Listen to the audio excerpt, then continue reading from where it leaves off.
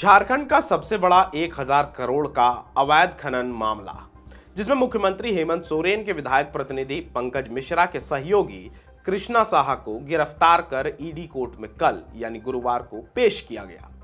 Court के आदेश के बाद कृष्णा साहा को न्यायिक हिरासत में होटवार जेल भेज दिया गया।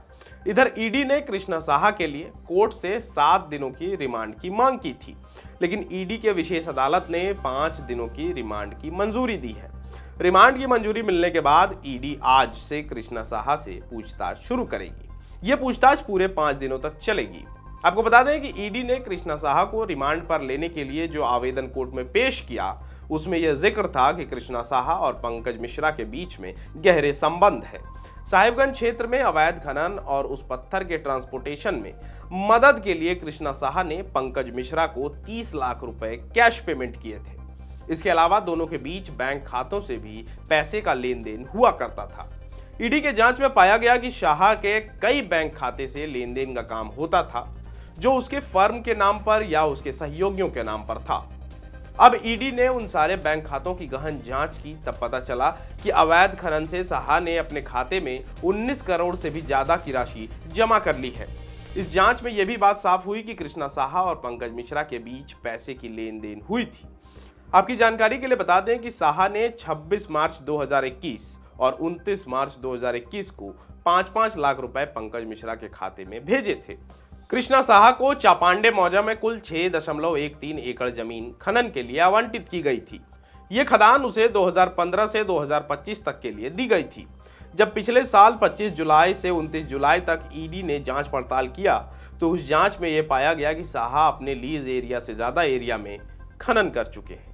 शाह को 6.13 एकड़ में खनन की अनुमति थी, लेकिन उसने 12.60 एकड़ से भी अधिक एरिया में खनन कर लिया था। इसी खदान में 1 जुलाई को 2 मजदूरों की दुर्घटना में मौत हो गई थी। इस मामले में 2 जुलाई को रंगा थाना में कृष्णा साहा और 2 अन्य लोगों के खिलाफ मामला दर्ज कराया गया। साहेबगंज अवैध पत्थर खनन मामले में पहले ही 3 लोगों को ईडी के द्वारा गिरफ्तार कर जेल भेज दिया गया है। वो 3 नाम है पंकज मिश्रा, बच्चू यादव और प्रेम प्रकाश।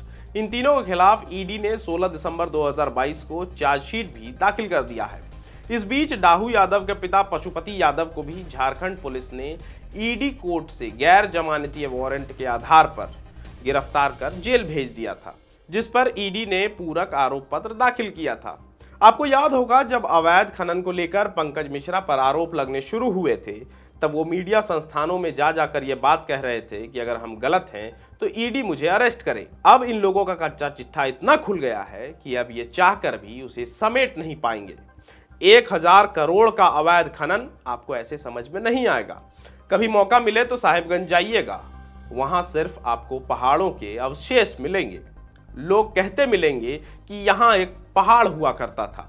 मौका मिले तो पहाड़ों के अवशेष देखने जरूर जाइएगा। फिलहाल के लिए इतना ही। हम हैं ऋषभ और आप हैं हमारे प्यारे दर्शक जो देख रहे हैं द फोर्थ पिलर। धन्यवाद। अगर आप चाहते हैं कि हमारे वीडियोस का नोटिफिकेशन आपको बिना देरी के मिलता रहे, तो आप इस चैनल को फॉलो और सब्सक्राइब जरूर कर लें। बाकी आप हमारे काम को लेकर कोई सुझाव हमें देना चाहते हो तो कमेंट बॉक्स में आप सादर आमंत्रित हैं। इसके अलावा हमारे वीडियोस आपको अलग अलग ठिकानों जैसे फेसबुक, इंस्टाग्राम, ट्विटर पर भी देखने को मिलेंगे, जिसके लिंक डिस्क्रिप्शन में डाल दिए गए हैं। शुक्रिया।